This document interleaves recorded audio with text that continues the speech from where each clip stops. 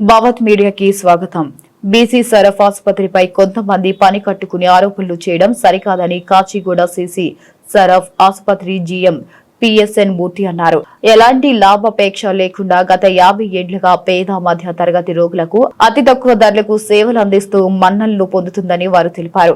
ఇటీవల ఆసుపత్రిలో బంగారం చోరీ ఘటనపై ఖండిస్తూ శుక్రవారం ఆసుపత్రి యాజమాన్యం విలేకరుల సమావేశం నిర్వహించారు. ఆసుపత్రి జీఎం శేషాద్రితో పిఎస్ఎన్ మూర్తి మాట్లాడుతూ రోగుల సౌకర్యార్థం కోసం సౌత్ ఇండియాలోనే సీసీ సరఫ్ ఆసుపత్రి ద్వారా రోగులకు మెరుగైన సేవలు అందిస్తూ వారి ఆరోగ్యాలను కాపాడుతూ ముందుకు వెళ్తున్నట్లు వారు పేర్కొన్నారు. అలాంటి ఆసుపత్రిపై కొంతమంది ఉద్దేశపూర్వకంగా ఆసుపత్రిపై పని కట్టుకుని బురద జల్లుతున్నారని వారు ఆరోపించారు.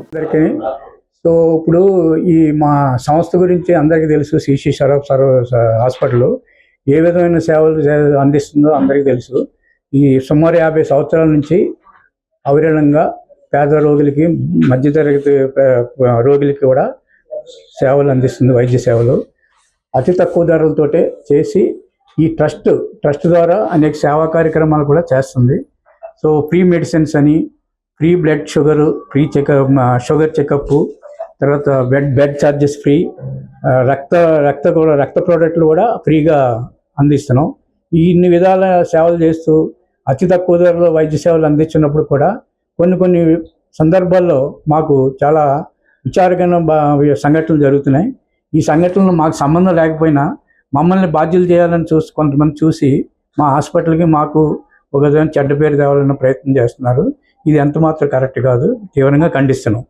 ఓకే, తర్వాత మన జరిగిన ఇష్యూ కూడా మాది హాస్పిటల్ ఏంటంటే సేవా దృక్పథంతో ఏర్పడింది తప్ప ఈ లాభాపేక్ష లేకపోతే ఎవరినో ఇబ్బంది పెట్టాలి, ఎవరినో మోసం చేయాలి, ఎవరి దగ్గర అన్యాయం చేయాలన్న ఉద్దేశం ఎవరికి, మా మేనేజ్మెంట్కి కానీ మాకు కానీ ఎవరికి లేదు. అదేవిధంగా సేవలు అందించుకుంటూ పోతున్నాం. మొన్న జరిగిన ఇష్యూ కూడా యాక్చువల్గా అది పేషెంట్కి సంబంధించింది కాదు. పేషెంట్ రిలేటెడ్ ఇష్యూ ఏంటంటే మేనేజ్మెంట్ బాధ్యత ఉంటుంది.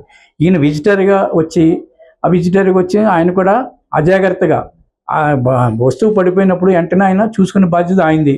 మేము ప్రతి చోట కూడా బోర్డులు పెట్టాం. వ్యక్తిగత వస్తువులన్నీ కూడా వారిదే బాధ్యత, మేనేజ్మెంట్ బాధ్యత వహించదు అని పెట్టాం. అయినప్పటికీ కూడా మేము చాలా ట్రాన్స్పరెంట్గా ఏం జరిగిందో కూడా వారు వచ్చిన వెంటనే మేము చూపించాం. సుమారు 200 కెమెరాలు, సీసీ కెమెరాలు మొత్తం బ్లాక్ ఏ, బ్లాక్ బిలో అమర్చాం. ఏం జరిగినా సరే అన్నీ కూడా సీసీ కెమెరా ద్వారా మనకి క్లియర్గా తెలుస్తుంది. సో అదేవిధంగా వారు వచ్చినప్పుడు కూడా మనం చూపించినప్పుడు కూడా ఏం జరిగింది, ఎలా పడినప్పుడు కూడా సౌండ్ వస్తుంది, ఆయన చూసుకోవాలా.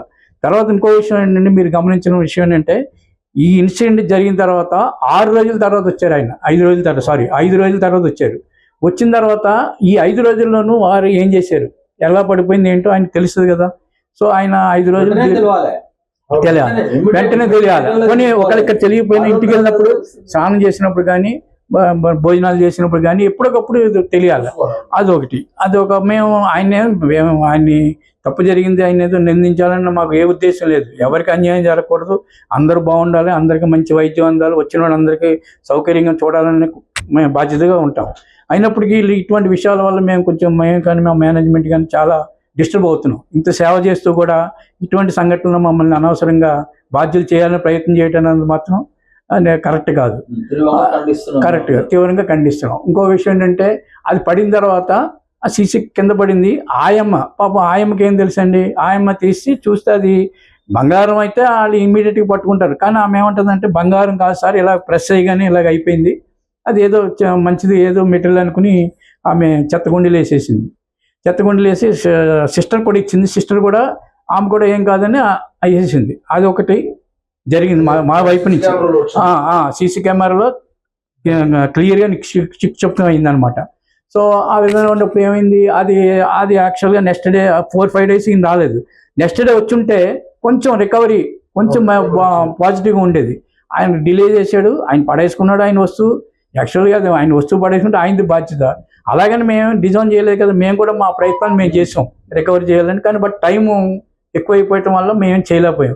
అది తర్వాత ఏమైంది, ఆ డస్ట్బిన్లోంచి తీసి ఆ వార్డ్ బై ట్రాష్ బ్యాగ్లో వేసుకుని ఆ ట్రాష్ బ్యాగ్ నుంచి డైరెక్ట్ జిహెచ్ఎంసీ ట్రక్లోకి వెళ్ళిపోయింది.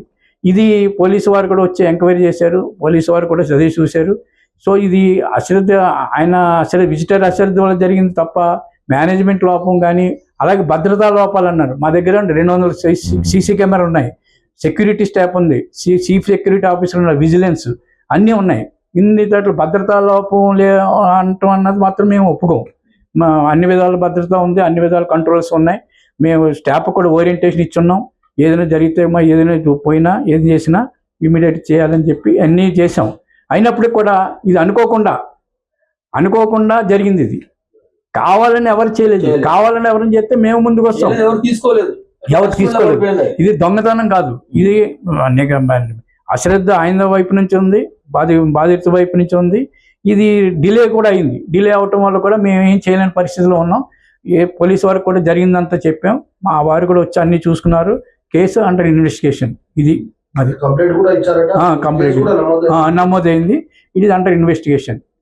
సో ఇంకో విషయం కూడా మీ అందరికీ మనం ఏంటంటే, వాళ్ళు చిరుద్యోగులు, ఆయమ్మ చాలా చిరుద్యోగి, సిస్టర్ వాళ్ళు వచ్చే జీతాలు తక్కువ. ఇప్పుడు ఏదైనా చేయాలన్నా వాళ్ళు ఇవ్వలేదు కాబట్టి వాళ్ళ మీద కూడా మనం ఏం చేయలేని పరిస్థితి. సో కేవలం ఆయన డిలే చేసి, ఆలస్యం చేసి, అశ్రద్ధ వల్ల ఇది డైరెక్ట్గా క్రాష్లోకి వెళ్ళిపోయింది. అది ఇప్పుడు ఏంటి అన్నది కూడా నిరూపించలేం. అది గోల్డ్ అని మా వాళ్ళు అయితే ఆ గోల్డ్ లాగా లేదు సార్ అంటున్నారు అని మనం ఇప్పుడు ఏం చెప్పలేం అది. సో అది ఒక తర్వాత ఆయనేమో 20 తులాస్ అనేమో అదే అది జరగలేదు చెప్తాం కదా. అది కూడా ఓపెన్ చెప్పాం, అది కూడా ఇవ్వాల. అది ఇంకోటి ఏంటంటే, ఆయన మా దగ్గర 20 గ్రామ్స్ అని లెటర్ ఇచ్చాడు. ఇప్పుడేమో 30 గ్రామ్స్ అని మీకు చెప్తున్నారు. అది కరెక్ట్. అది ఇలాగా రకరకాల అది. సో ఇవన్నీ సో ఈ విధమైన రకరకాలుగా ఇది చేసి మా హాస్పిటల్కి ఏదో చెడ్డ పేరు రావాలనే ఉద్దేశంతో జరుగుతున్నట్టుగా మాకు అనిపిస్తుంది. మాకేంటంటే ఒకటే బాధ, ఇంత మా మేనేజ్మెంట్ కానీ మేము కానీ ఇప్పుడు కూడా పేషెంట్కి సేఫ్టీగా మంచిగా చేయాలి, తక్కువ ధరతో మంచి వైద్యం అందివ్వాలన్న సదుద్దేశంతో ఏర్పాటు చేసిన సంస్థ ఇది. ఈ సంస్థకి వేరే ఆలోచనలు ఏమి ఉండవు. ఎవరికి నష్టం జరిగినా మేము బాధపడాలి కదా. సో అదే పందాలు మేము నడిపిస్తూ ఉంటాం. మరి మీరు అందరూ కూడా సహకరించాలి, వారు వచ్చిన వాళ్ళు సహకరించాలి. మీరు మీడియా మిత్రులు కూడా మీరు కూడా అర్థం చేసుకుని మేము చేసే సేవా కార్యక్రమం మీ దృష్టిలో పెట్టుకుని మీరు కొంచెం చూసుకోండి. అది మా మనవి. Thank you sir.